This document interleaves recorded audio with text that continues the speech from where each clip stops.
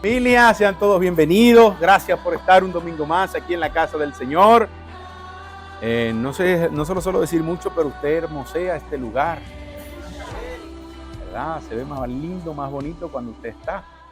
Dígale a su vecino, tú eres quien hermosea este lugar. Esto no sería igual sin ti.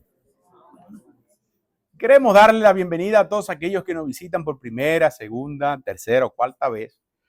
Y queremos darle un aplauso a aquellos que están por primerita vez. Gracias por escoger estar en medio nuestro.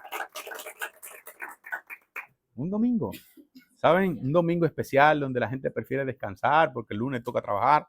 Pero usted dijo, me levanto temprano y voy a la casa del Señor. Esos son de los míos. Muy bien, quiero pedir, por favor, que me ayuden repartiendo los elementos de la cena del Señor. Vamos a compartir la cena del Señor. Gracias.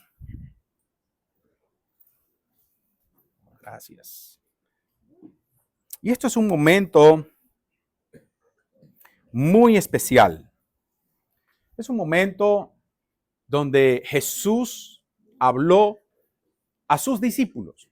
Los reunió a todos en un aposento y tuvo ese último momento, esa cena con ellos, horas antes de ser crucificado. Y Lucas, capítulo 22, desde el versículo 20, declara, cuando llegó la hora, Jesús y sus apóstoles se juntaron a la mesa. Entonces dijo, he tenido muchísimo deseo de comer esta Pascua con ustedes antes de padecer. Pues les digo, no volveré a comerla hasta que tenga su pleno cumplimiento en el reino de Dios. Luego tomó la copa, dio gracia y dijo, tomen esto y repártanlo entre ustedes. Les digo que no volveré a beber del fruto de la vid hasta que venga el reino de Dios. También tomó pan, después de dar gracia lo partió, se lo partió y se lo dio a ellos y dijo, este es mi cuerpo entregado por ustedes, hagan esto en memoria de mí. De la misma manera tomó la copa después de comer o de cenar y dijo, esta copa es el nuevo pacto en mi sangre que es derramada por ustedes. Saben, Jesús tenía la plena intención de dejar en el corazón de cada creyente que él iba a sacrificar su vida por nosotros. Hay una similitud en el Éxodo cuando Dios le dice al pueblo que celebre la Pascua. Ellos celebraron su libertad antes de salir de Egipto. ¿Saben? Y esto se conecta mucho con lo que Jesús estaba haciendo en este momento. Estaba celebrando con sus discípulos la victoria que iba a tener antes de ir a la cruz. ¿Saben? Esto debería ser un hábito en nosotros los cristianos de celebrar antes de que acontezca el milagro que estamos esperando. ¿Cuántos dicen amén? Amén. ¿Cuántos pueden decir, voy a celebrar la victoria que estoy esperando? Amén. Porque es cuestión de fe, es cuestión de creer. En este caso, Jesús estaba celebrando la cena, festejando lo que iba a suceder en pocas horas. Primero, les explicó, le dijo, mi cuerpo va a ser entregado por ustedes. E Isaías tenía una profecía hace más de 700 años atrás, antes que Jesús naciera, de que por sus llagas íbamos a ser nosotros sanos, íbamos a ser curados, que Él pagó el precio de nuestra paz, que el castigo de nuestra paz fue sobre Él y que por sus llagas hemos sido nosotros curados. Y me llama muchísimo la atención que Isaías menciona esto antes de que Jesús viniera a la tierra. ¿Saben, mis hermanos? Cuando hablamos del cuerpo de Cristo entregado en la cruz por nuestras dolencias, por nuestras enfermedades, esto es un acuerdo que entra en el nuevo pacto que él luego menciona. Porque lo siguiente que menciona es la copa de vino que representa su sangre.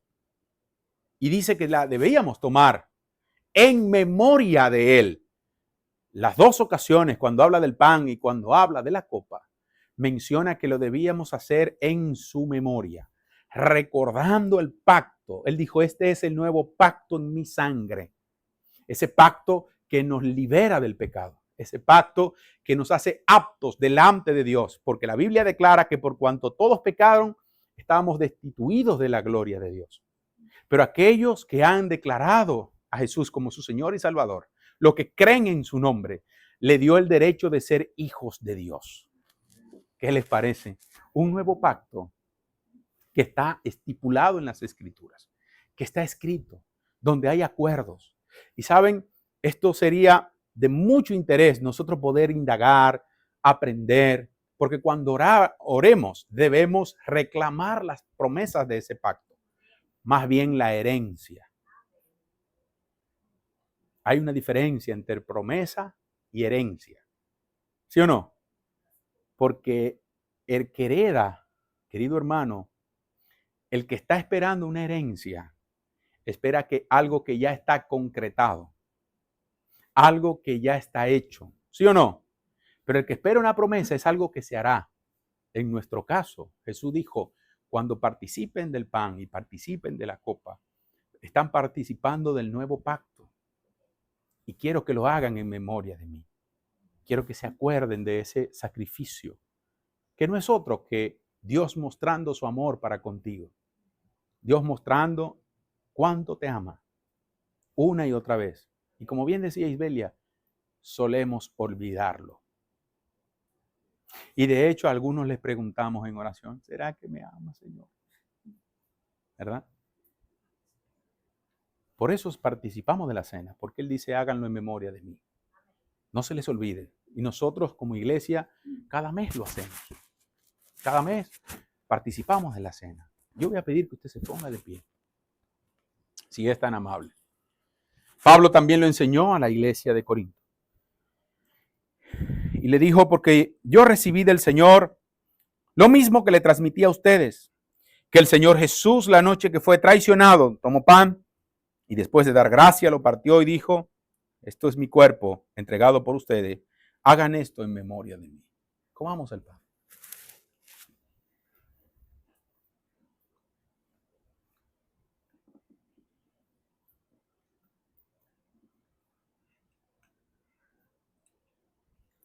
De la misma manera, tomó la copa después de cenar y dijo, esta copa es el nuevo pacto en mi sangre.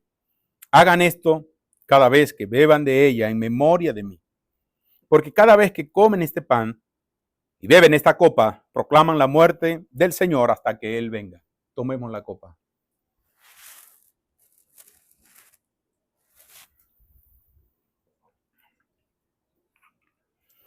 Y Señor Jesús, te damos gracias. Gracias por tu sacrificio en la cruz. Gracias, Señor, porque al participar nosotros de esta cena, renueva nuestro corazón con agradecimiento y obediencia hacia ti. Que nunca nos olvidemos del amor con que nos amaste y nos salvaste, dando tu vida en esa cruz por nosotros. Estamos tan agradecidos, Señor. En tu nombre. Amén. Amén y amén. Puede tomar asiento, si es usted tan amable. Bien. También damos la bienvenida a todos los que están conectados a través de las redes sociales y a aquellos que nos ven a través de el Instagram, el Facebook y el YouTube. Dios les bendiga. Esperamos que sea de bendición, que sea una palabra que le anime a seguir a Jesús. En estos días tuvimos la visita de nuestro apóstol Tomás Santa Marta. Nos la pasamos genial con él, aprendemos tanto. Y fue nuestro 4º aniversario. Nos hacemos viejos. 4 años ya sembrando la palabra aquí en Francia, en Le Mans y en Beauvais. Ya tenemos menos en Beauvais, pero en Le Mans ya tenemos 3 años. ¿Qué le parece? Así que vamos adelante y todavía nos faltan muchas ciudades por llegar. ¿Quién dice yo me apunto? Amén. Dicen amén, pero no dijeron yo me apunto. Debemos comunicar la palabra al mundo. Y el domingo pasado, nuestro apóstol nos compartió una palabra muy interesante. Habló acerca de cuando aparecían los síntomas de lepra en una casa. que debíamos llamar al sacerdote, que debíamos de alguna manera solucionar esa dificultad que aparecía allí en esa casa. Y saben, me disfruté tanto esta palabra, fue muy, muy, muy buena. Por cierto, dicho sea de paso, está en nuestro canal de YouTube. Si a usted le interesa verla o repetirla, está allí. Por favor, no dude en visitarla. La página me refiero y a las demás redes que tenemos.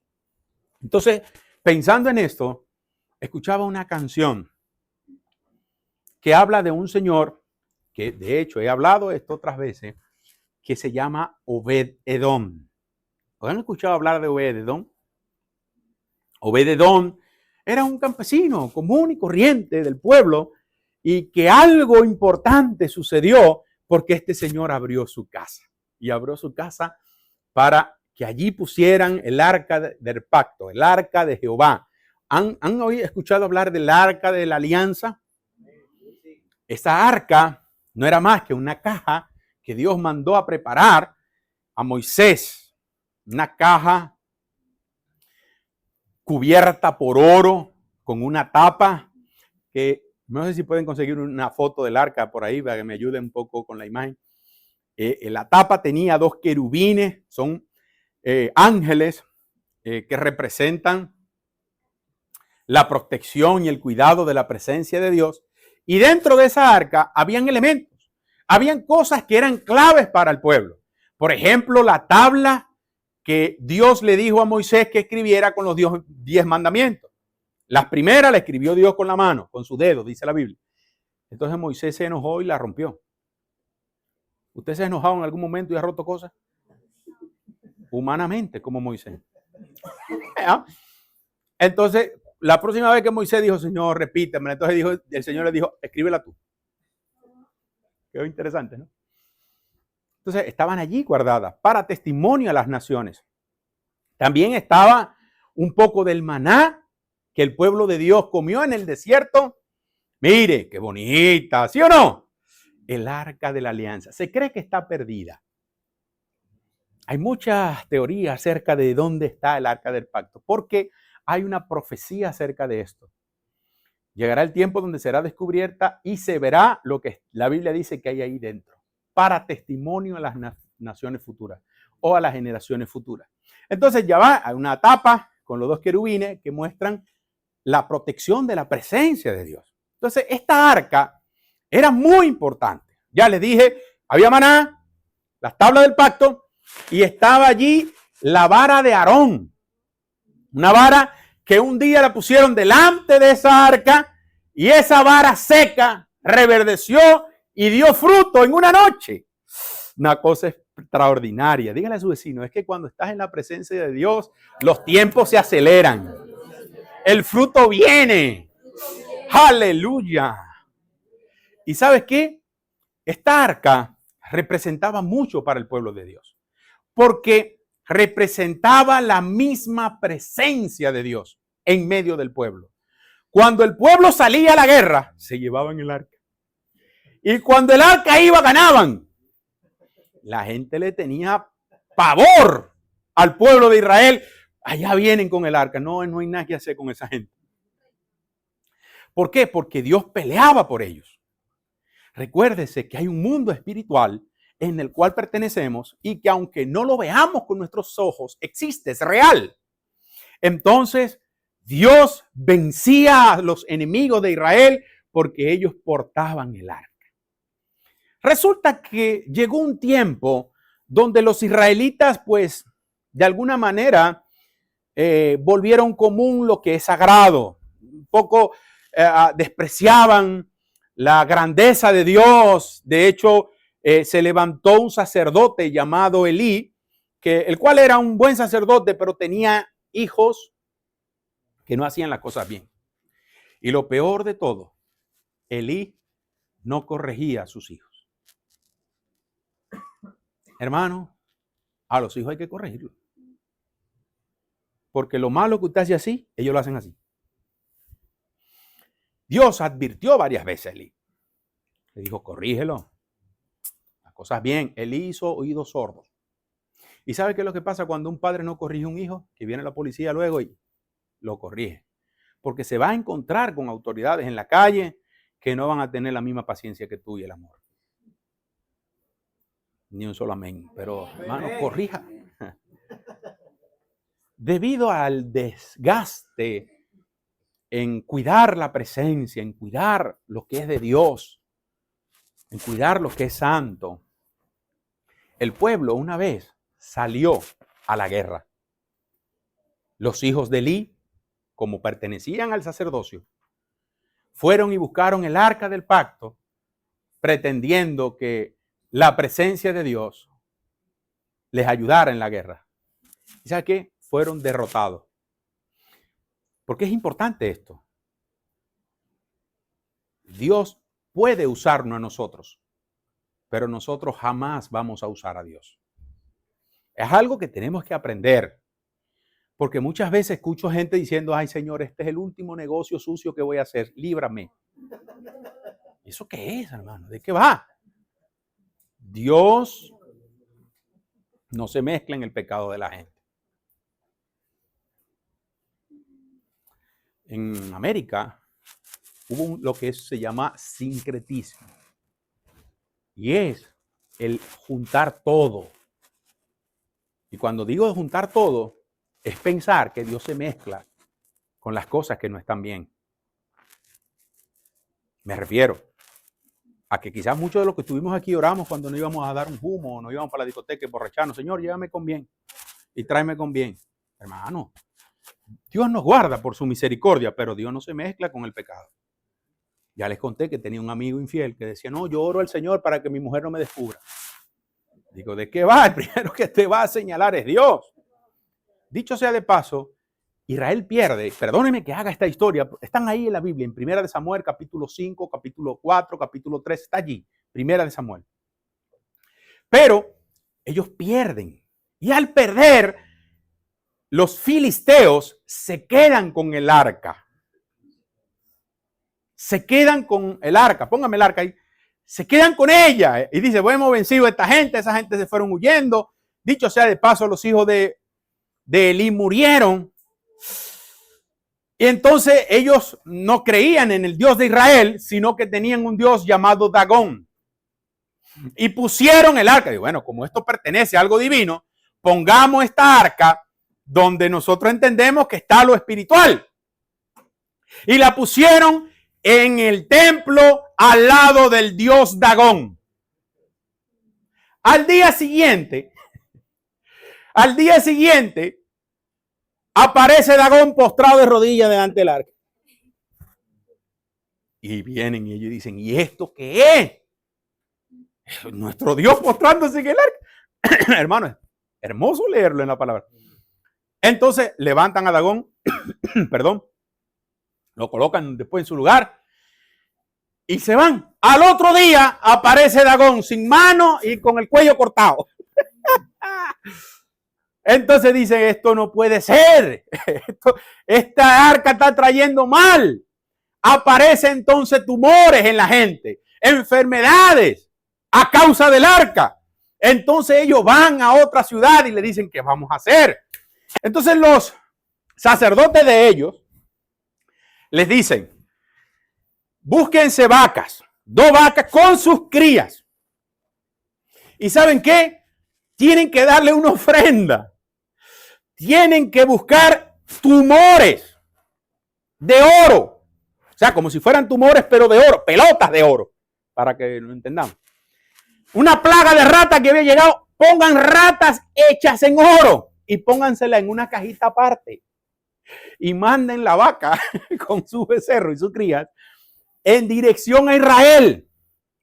Y dicen, está ahí en la Biblia, léalo por favor en casa. Dicen, si las vacas cogen en dirección a Israel, sabremos que es Dios que se ha puesto en contra de nosotros. Pero si cogen para otro lado, vamos a dar esto como que es una casualidad. Y me encanta esto porque hacen todo lo que ellos le dirigen y las vacas cogieron en dirección para Israel.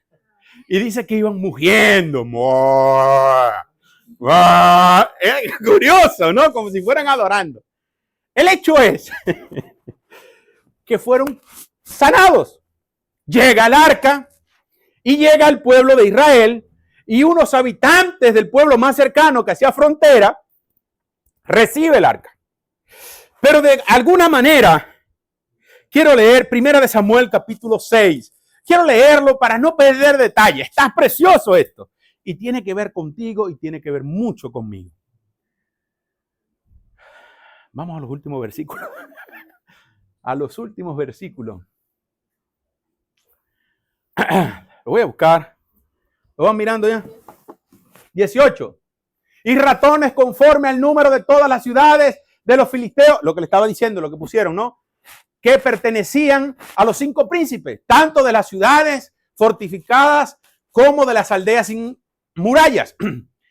La gran piedra sobre la cual colocaron el arca del Señor es testigo hasta el día de hoy, y en el campo de Josué, el Bexamita, el Señor hirió a los hijos de Bexemes. Ese es el pueblo que recibe ahora el arca, pero ellos no saben cómo tratar el arca. Recuerden que eran los sacerdotes quienes tenían las instrucciones claras de cómo tratar el arca. Entonces dice aquí, mire, y esto era lo que le quería leer. El Señor hirió a los hijos de Bexemes, ya Israel, porque habían mirado dentro del arca del Señor. Violentaron un principio. Nadie podía mirar dentro del arca. Y como la curiosidad mató al gato, abrieron el arca. Ahí que hay maná. Ahí están. Porque no honraron lo que Dios dijo que había que honrar. De hecho, no podían cargarlo cualquiera. Debía ser en hombros de los levitas. Fue el mandato que Dios había dado en el libro de Levítico. No podían subirlos en bueyes. Él permitió que aquellos filisteos burros los montaran en vaca, porque no sabían, no le había dado la orden a ellos. Pero a los de Israel no podían ni siquiera, ojo a esto, era tan importante esto, que el sumo sacerdote solo entraba una vez por año donde estaba el arca, y entraba amarrado de un pie y con una campanita que sonaran tilín, tilín, tilín, tilín. Si la campanita dejaban de decir tilín, tilín, había que recoger al hombre porque caía fulminado. Interesante esto. Entonces, sigamos leyendo. De todo el pueblo hirió a 50,000, 70 hombres. ¿Eso es mucho o es poco? 50,000. ¡Ras! ¿Por qué? Por mirón. No lo dice así, pero fue porque vieron. Los chismosos digan amén. No. No están aquí. Y dice, y el pueblo lloró. ¿Cómo no va a llorar? Si 50,000, 70 hombres acaban de morir. Porque el Señor había herido al pueblo con gran mortandad. Siguiente. Y los hombres de Bexemes dijeron, ¿quién puede estar delante del Señor? Este Dios santo. Ay, santo Dios. ¿Y a quién subirá al alejarse de nosotros? ¿Y a quién subirá al alejarse de nosotros? Enviaron mensaje a los habitantes de Kiriat Jearim. Diga conmigo, Kiriat Jearim. Diciendo, los filisteos han devuelto el arca del Señor. Descended y subidla con vosotros. No la queremos. Se han ido 50,000. Siguiente. Ahora vamos al capítulo 7 y ahí entra mi predicación. Perdone por la introducción, pero tenía que ponerlo en situación. Yo sé que usted no es chismoso, pero ¿le gustó la historia? Hasta aquí vamos bien. Capítulo 7 inicia diciendo algo interesante. Y vinieron los hombres, ¿de dónde? Lo puse a leer eso ahorita. Tomaron el arca del Señor y la llevaron a la casa. Quédese con este nombre. ¿La casa de quién? Abinadab. Que estaba en la colina, y consagraron a Eliezer su hijo. ¿A quién? A Eleazar su hijo. Para que guardara el arca del Señor. Siguiente versículo. Y sucedió que pasó mucho tiempo. ¿Cuánto tiempo? 20 años. Y dice aquí, desde el día que el arca quedó en Kiriat Jearim y toda la casa de Israel añoraba al Señor. Pareciera ser esta palabra que añoraba que no había manifestaciones de Dios, que no estaba viendo un mover de Dios como antaño sucedía, que Dios hacía proezas en los tiempos de Moisés, en el tiempo de los jueces, en el tiempo de esos hombres de Dios que hacían cosas extraordinarias. Porque lo que quiero rescatar de todo esto que le he dicho, que el arca llegó a la casa de un señor llamado Abinadab. Y en la casa de Abinadab se mantuvo por 20 años. 20 largos años. Y dice la Biblia, y el pueblo añoraba al Señor. O sea, era, bueno, está ahí, la caja esa está ahí puesta, ya está la cosa. Caja puesta ahí. Permítame especular bíblicamente. Debido a los acontecimientos que había sucedido, que Dios había matado, primero había enfermado a los filisteos. Segundo, había matado a algunos de ellos por enfermedades, por eso devuelven el arca. Tercero, llega a la ciudad donde llega y se van 50,070 hombres. Porque abrieron la caja, abrieron el arca, abrieron algo que no debían abrir. Y este hombre llamado Abinadab es el candidato ideal para que el arca llegara allí a su casa. Este señor, evidentemente, tenía miedo. ¿Cómo estaría usted si le dicen, vamos a llevar esa cajita para su casa? Séame sincero. ¿Qué diría usted? Este hombre, escuchando los antecedentes, que se había muerto, que se tal, tanta gente. Entonces pienso, y es mi especulación bíblica, que este señor no tuvo la reverencia necesaria hacia el arca, sino que la colocó en un lugar en su casa donde quizás no todos podían entrar. No sé si quizás la entró a su casa o preparó un lugar fuera de ella para ponerla allí. La Biblia no nos da ese detalle. Lo que sí nos dice fue que consagró a Eleazar, su hijo, para que la guardara. La palabra guardar es cuidar, es proteger, es mantener. Algo hizo bien y fue que dedicó a una persona para que supervisara que nada malo le ocurriera a el arca. No pierda de vista que el arca representa la presencia de Dios. Pasaron las semanas, los meses y los años. Y pasó 20 largos años y nada sucedía. Mis amados, ¿sabe algo? Esto se conecta mucho con nosotros. Porque al parecer Abinadab no sabía lo que había en su casa, no era consciente de lo que quizá había en su casa. Y en vez de tener la reverencia oportuna, lo que le tuvo fue miedo. En vez de tener la reverencia que debía tener, la relevancia de que el arca de Dios estuviera en su casa, mis amados, el hombre y su familia no prosperó ni avanzó. 20 años donde el pueblo añoraba ver la casa de Dios, la presencia de Dios manifestarse. Y eso se conecta mucho con nosotros porque a veces venimos a la iglesia y tratamos la presencia de Dios de igual manera. 15 años siendo cristiano y nada pasa en nuestra vida. 15 años viniendo a la iglesia y pareciera que la presencia de Dios no estuviera con nosotros. Y preguntamos qué pasa. ¿Sabe qué? Tiene que ver con nuestra actitud. Esta mañana le decía a los chicos, a los líderes de la iglesia, que el conocimiento de Dios es importante. Dios había declarado en su palabra, mi pueblo perece por falta de conocimiento. Cuando no tenemos el conocimiento de quién es Dios y de cómo debemos comportarnos delante de Él, perecemos. Como le pasó a los 50,070. No sabían cómo tratar por falta de conocimiento. Fueron a ver y clan, quedaron allí. Mis amados, ¿no nos pasa a nosotros igual? que pasa el tiempo, aunque tenemos la presencia de Dios, Dios no se manifiesta. ¿No será que necesitamos ese conocimiento de cómo tratar la presencia de Dios? Tener el conocimiento y no tener la actitud correcta, ¿sabe? Es contraproducente.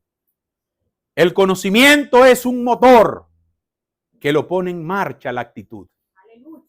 Cuando usted venga a la iglesia, venga contento, hermano. Venga alegre.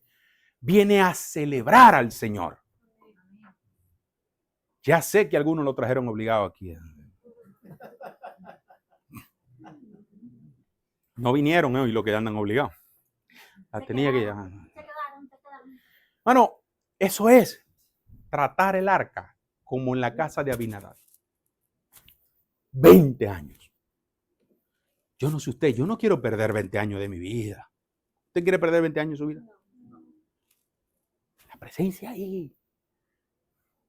La presencia ahí, hermanos. Y 20 años que la gente añoraba ver. Pero resulta que pasa el tiempo. Y más adelante, justamente en 2 de Samuel, pero capítulo 6.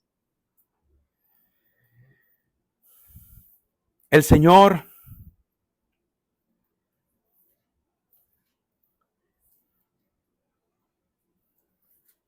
toca al rey David. Cuando esto sucede no había un rey en Israel. Pero habían pasado ¿cuántos años? 20 años. El pueblo pide un rey, Samuel muere, se va a Saúl, llega David y David dice, y entonces nosotros somos el pueblo del Dios de Israel y el arca está botada allá en la casa de este hombre llamado Abinadab. Y la gente añorando eso. Entonces pasa esto extraordinario. Segunda de Samuel. Vamos a leer hasta el versículo 15, del primero en adelante. Mire esto. ¿Me puede permitir leer este pasaje? ¿Sí? Levante la mano los que quieren que yo lo lea. Yo quiero compartirle la palabra de Dios. Agarre esto. Volvió David a reunir a todos los hombres escogidos de Israel. ¿Cuánto? 30,000. La gente cuando reunían era bastante gente. Me brincan el versículo. Y David se levantó y fue con todo el pueblo que estaba con él a Baala de Judá para hacer subir desde allí el arca de Dios, la cual es llamada por el nombre del Señor de los ejércitos, que está sobre los querubines. Ya vieron el arca, ¿verdad? Siguiente. Pusieron el arca de Dios sobre un carro nuevo para que la pudiera llevar desde la casa de ¿quién? ¿Cuánto tiempo había estado ahí? 20 años. Que estaba en la colina, Usa y Ahio, dos hijos diferentes de Abinadab. ¿A quién fue que le encargaron que guardara el arca? A Eleazar. Bueno, para que no se pierda, es para que situemos el texto, ¿verdad? Entonces, hijos de Abinadab, de esto también, guiaban el carro nuevo. Diga conmigo, otra vez falta de conocimiento. Porque Dios había dicho en Levítico que el arca no iba a ir transportada por animales. Debía ir a hombros de los levitas. 4. Por eso tiene dos palos que lo atraviesan, así uno de cada lado. Pero ellos, ¿por falta de qué? El pueblo perece. Pusieron un carro nuevo. Me brincan el versículo. Ya vamos en el 3. Aquí, un carro nuevo. Bueno, el Señor necesita un Mercedes nuevo. No, Mercedes nuevo no, necesita un sombra. Qué fácil es montarlo ahí en un carrito. Llévenla. No. Ahí. Pero por falta de conocimiento el pueblo perece. Y sigue diciendo, para que la pudieran llevar de la casa de Abinadab, que estaba en la colina, Usa y Ahio, hijos de Abinadab, guiaban el carro nuevo. Ellos ahora, como eran los responsables del arca, iban ahí haciendo su función. Siguiente versículo, ahora sí. Y lo llevaron con el arca de Dios de la casa de Abinadab, que estaba en la colina, y Ahio iba delante del arca. Fíjese esto. Siguiente. David y toda la casa de Israel se regocijaban delante del Señor con toda clase de instrumentos hechos de madera, de abeto, y con lira y arpa y pandero, castañuela, ahí están los españoles, y címbalos. Estaban en una fiesta, celebrando, ¿qué? Que traíamos el arca. Siguiente. Pero cuando llegaron a la era de Nacón, Usa, ¿de quién era hijo Usa? Mire, pudiéramos decir Abinadab, falta de conocimiento. Enredarlo ahí. Y dice Usa, y extendió la mano hacia el arca de Dios y la sostuvo porque los bueyes casi la volcaron. ¿Usted se imagina que esa arca se hubiera volcado? Y que todo el mundo hubiese visto lo que había ahí adentro. Se mueren los 30,000. Entonces el hombre apuró, porque la transportaban bueyes, hermano. Bueyes, era una responsabilidad. Cualquiera pudiera decir, Dios estaba contento, Dios estaba airado. ¿Por qué? Porque la gente quiere hacer lo que le da la gana con las cosas de Dios. Y Él ha enseñado, ha demandado, se ha tomado la tarea de instruir al pueblo para que le adoren como se debe, para que se hagan las cosas como se debe. ¿Cuánto dicen amén a eso? Ay, yo sé que duele. Diría mi esposa, parece piedra, pero es maná. Es alimento. Mire esto. Usa extendió la mano hacia el arca de Dios y la sostuvo porque los bueyes casi la volcaron. Siguiente versículo. Y se encendió la ira del Señor contra Usa y Dios lo hirió allí por su irreverencia. ¿Por qué fue que lo hirió? Por su irreverencia. Y allí murió junto al arca de Dios. Pausa. ¿Por qué lo hirió Dios? Por su irreverencia. ¿Hemos sido nosotros irreverentes delante de Dios? Usted dele gloria a Dios que está vivo. Que este no la contó. Por ponerle irreverente. Pero no solo él, habían otros irreverentes allí. Y Dios dijo, no fue así como di la instrucción de cómo se debía tratar. Siguiente versículo, mire lo que sucede. Entonces David se enojó porque el Señor había estallado en ira contra Usa. Normal, él pensó, queremos hacer las cosas bien, venimos festejando, venimos celebrando, ¿por qué lo matan? Se enojó el hombre, pero no peleó con Dios. Mire lo que hizo. Y llamó a aquel lugar Pérez Usa, de Pérez Serán. Pérez Usa. Hasta el día de hoy. Siguiente. David tuvo temor, no miedo. Temor. Y eso es respeto, reverencia, que debemos destacar. Tuvo temor del Señor aquel día. Y dijo, ¿cómo podrá venir a mí el arca del Señor? Porque él la pensaba llevar para su casa, para la ciudad. ¿Cómo, Señor? Entonces sucede algo hermoso. Versículo 10. Y David no quiso trasladar el arca del Señor con él a la ciudad de David, sino que hizo llevar el arca a casa de Obed Edom Geteo. Paremos eso ahí un momento. Todo el mundo viene en fiesta. ¡Ay, el arca! Él usa, pone la mano y pan, seco ahí mismo.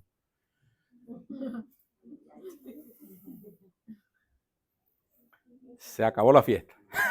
Dice de ahí, ¿y cómo voy a hacer yo llevar el arca moral a la ciudad? Me encanta David. David dijo, no lo estamos haciendo bien. Necesitamos hacerlo bien. Luego David indaga cómo se deben hacer las cosas. Si usted continúa leyendo, lo vamos a hacer, se dará cuenta que él se entera de cómo debía ser llevada el arca a hombros de los levitas, con reverencia. Y la llevó de una manera extraordinaria, pero no es el tema hoy, sino es que él la lleva a casa de Obed-Edom.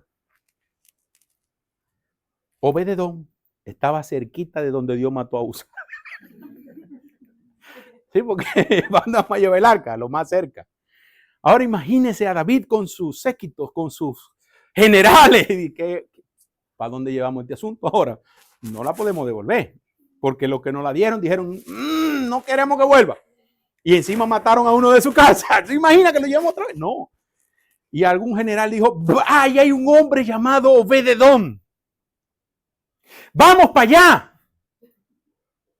Usted, hermano, usted no es chismoso, pero se entera de todo lo que pasa en la ciudad, ¿sí o no? Imagínense que todo el mundo sabía que David iba transportando el arca, que había una fiesta, habían 30,000 hombres. Hermano, un movimiento de 30,000 hombres se nota en cualquier ciudad.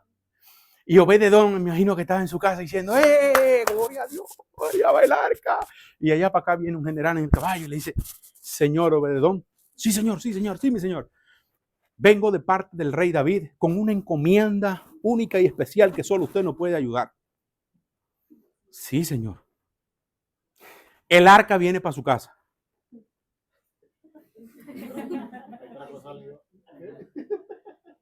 ¿Usted se imagina que usted hubiese sido Obed-Edom y que le lleguen allá? Yo me imagino a la mujer de Obed-Edom diciéndole,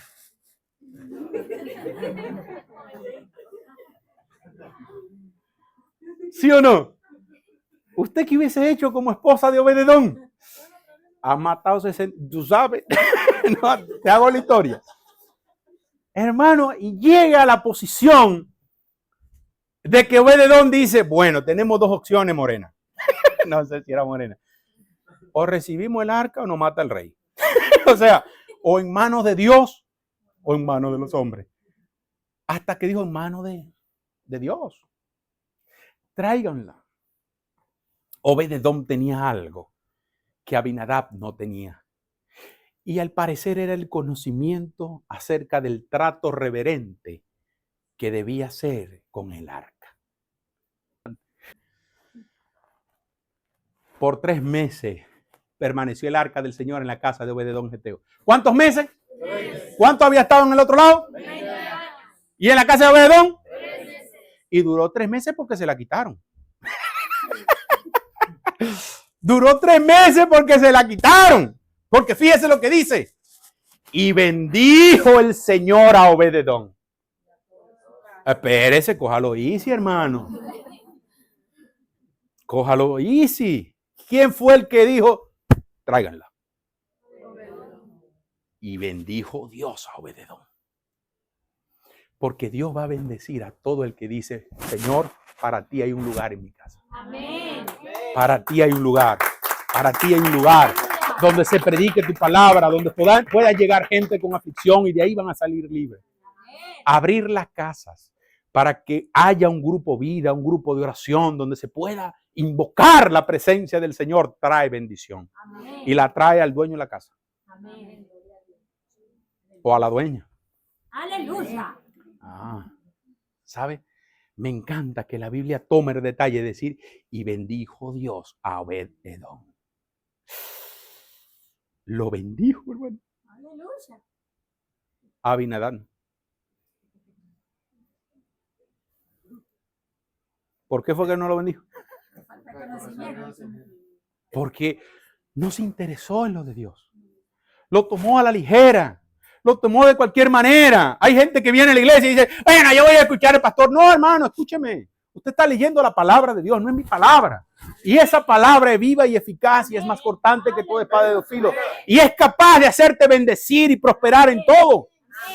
Bendijo Dios a Obed-Edom. Y dice más, y a toda su casa. Porque la bendición de Dios no se limita a una persona.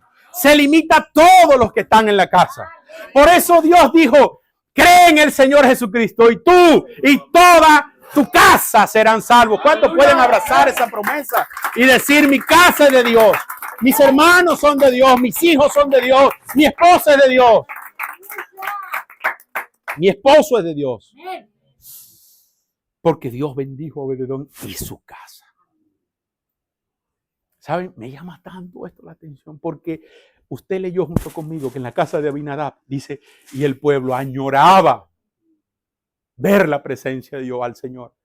Pero aquí fue algo evidente, muy evidente, y sigue diciendo más.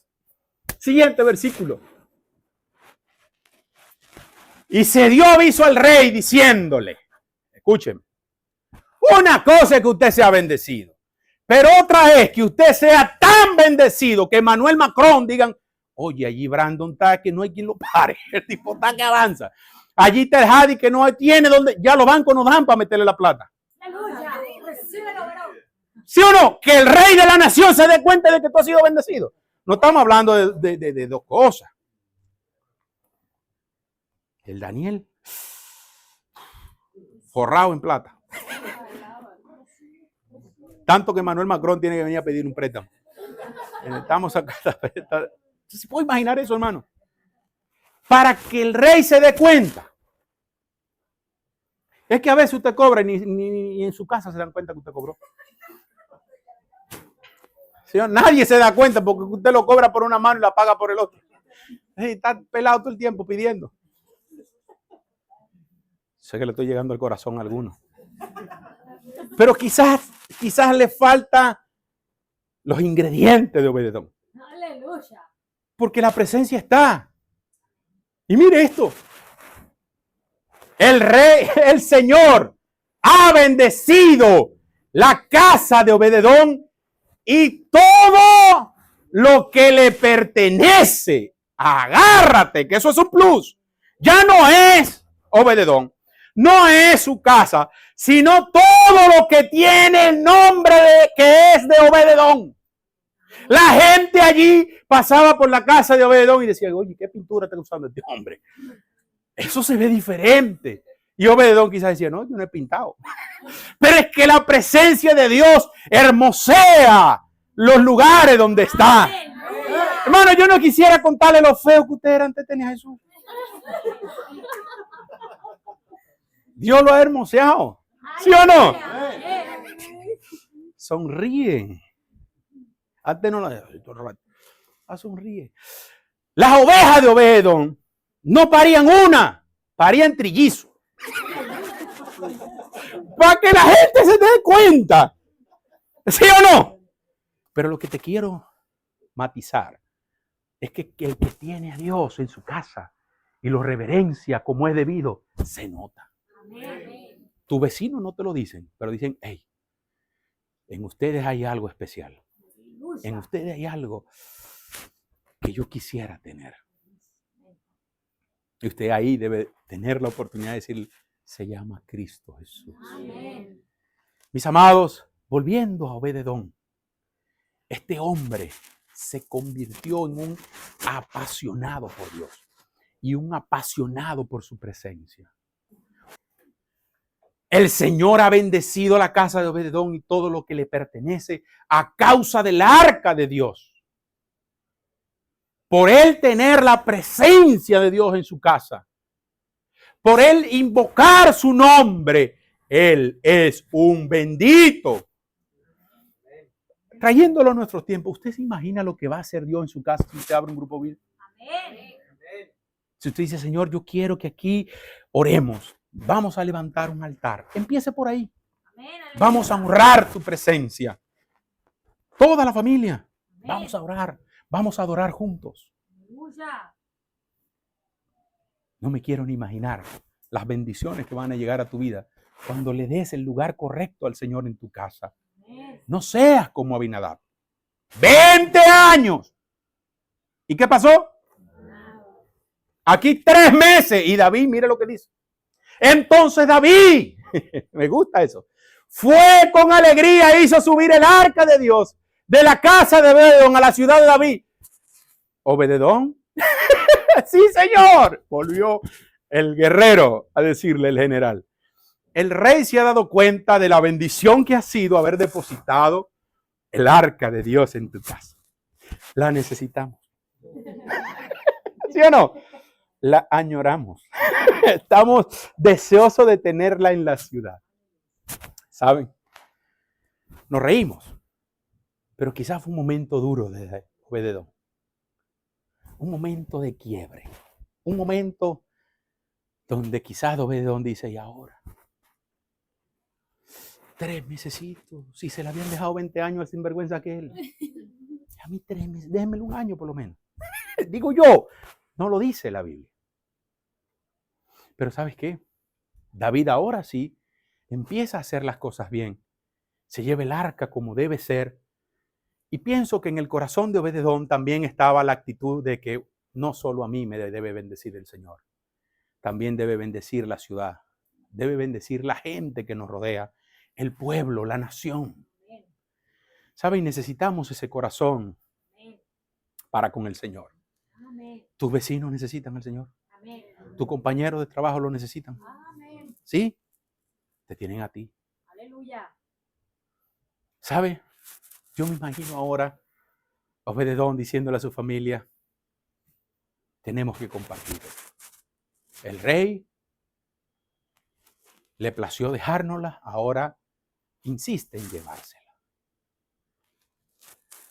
Si la historia la dejáramos ahí, que era mi intención, fuera una super historia.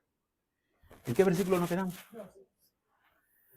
Le vamos a leer hasta el 14, para 15, para no dejárselo ahí a usted, sino que continúe. ¿Sí o no? Amén. Y sucedió que cuando los portadores del arca del Señor, a ver que ya ahora no hay buey, ni hay carro nuevo, ni hay nada de eso, los portadores del arca del Señor, habían andado 6 pasos.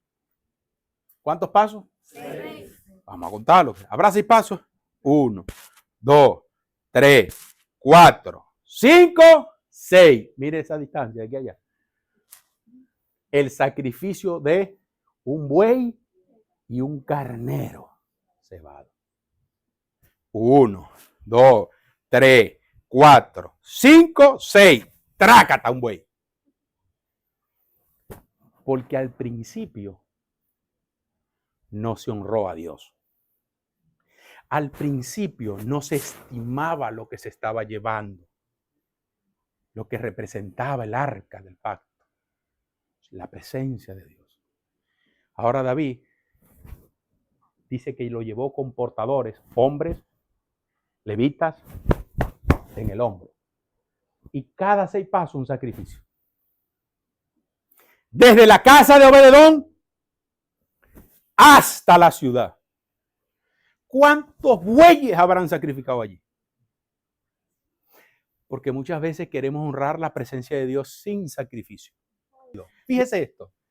Y con ellos, en segundo lugar, a su pariente Zacarías. Ahí hay nombre de ciertas personas que estaban siendo voluntarios para la obra de Dios. Y dice que Ananías, Matías, Elitofel, Misía. Y aparece aquí ¿quién? Hicieron un llamado. ¿Quiénes quieren ser voluntarios para el equipo de alabanza? Está el equipo primario y luego hay un secundario. Si se enfermó el trompetista, necesitamos uno de repuesto. Entonces tiene que ser un voluntario. Y me abruma sobremanera que uno de los que dicen, yo quiero ser voluntario, es este señor que aparece aquí, que se llama. Y sigue más. Los cantores Amasafat y fueron asignados para hacer resonar címbalos de bronce. Sigamos. Y Zacarías, Thiel, Semiramón, Jehiel, Uní, Elián, Maasías y Benías con arpas templadas para Alamot. Seguimos hasta el 24. Y Matías, Eliefel, Milcal, Obed-edom. Otra vez aparece el tipo aquí. ¿Y saben qué? Me llama tanto la atención porque después de que el arca había estado en su casa, ya él no podía permanecer sin la presencia de Dios.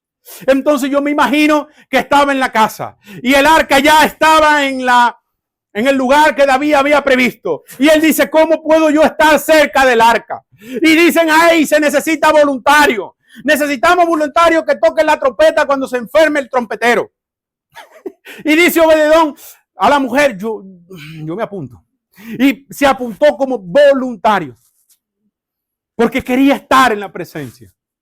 No quería perderse ni un solo día sin estar en la presencia de Dios. Y me llama tanto la atención este caso. Capítulo 22, versículo 22. Y que Ananías, jefe de los levitas, estaba a cargo del canto. Él dirigía el canto porque era se puede ser hábil para las cosas de Dios. ¿Qué más? 23. Y Beraquía y Elcana eran porteros del arca.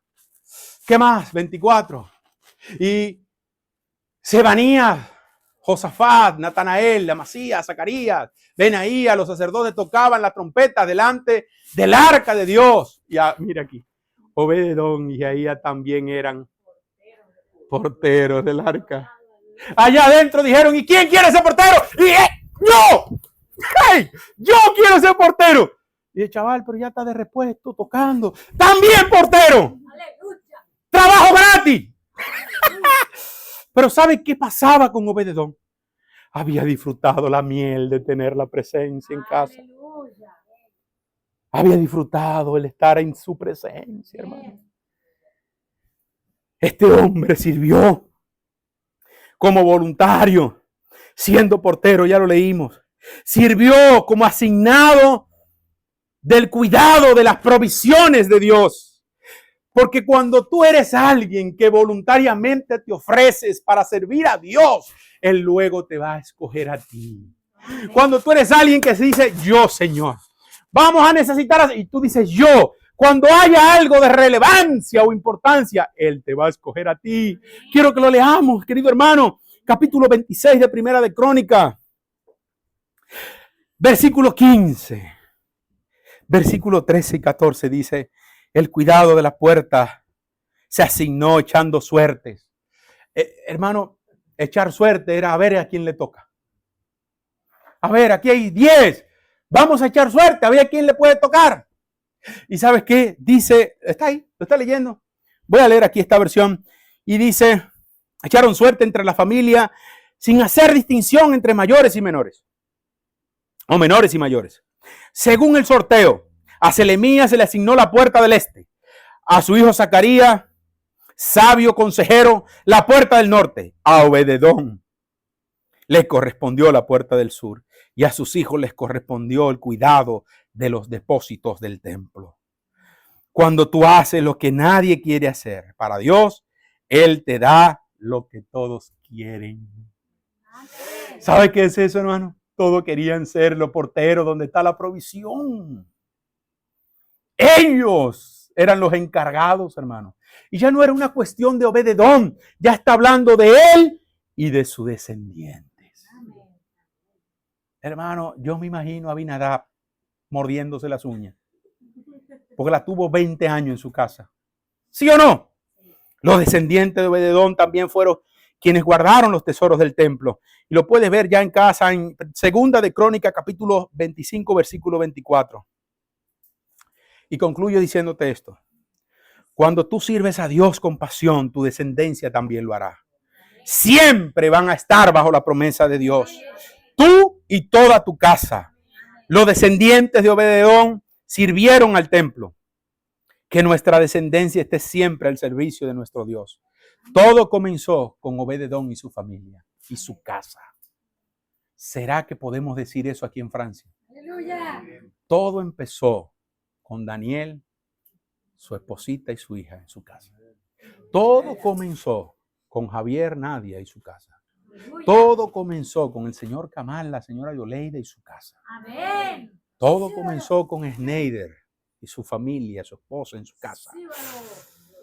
¿Honrará usted la presencia de Dios? Amén. Hoy la presencia de Dios no está en el arca, sino en nuestras vidas a través del Espíritu Santo. Jesús se le ocurrió que cuando usted le recibiera a Él, depositar dentro de usted al Espíritu Santo. Amén. Su presencia líquida. ¿Y sabes qué? Dice Juan, no nos la da por medida. O sea, no nos da un pie y un brazo y después nos da otro brazo y otro. No. Completo. Amén. El acceso para esa presencia se llama Jesús. Y Él está buscando hoy hombres y mujeres, familias como la de Obededón, apasionados por su presencia. Que digan, yo quiero que tú vengas a mi casa. Hay una canción que se llama Chiquina, la puedo buscar. Vamos a adorar con eso hoy. Hombres y mujeres que estén dispuestos a hacer lo que nadie quiere hacer. En ese entonces nadie quería el arca en su casa. Fue de donde dijo, sí, aquí está mi casa. En 3 meses Dios hizo la diferencia. Puede que si partes de hoy, en 3 meses haya una diferencia muy notable para tu vida. Hombres y mujeres que estén dispuestos a hacer lo necesario por estar en su presencia. Este hombre se ofreció de portero, se ofreció de músico. Obededón, ¿tú sabías cantar? Yo no sé, pero aprendo. Estaba apasionado, hermano. Apasionado. Estuvo dispuesto a ir donde fuera necesario para estar cerca del arca. Personas dispuestas a honrar la presencia de Dios.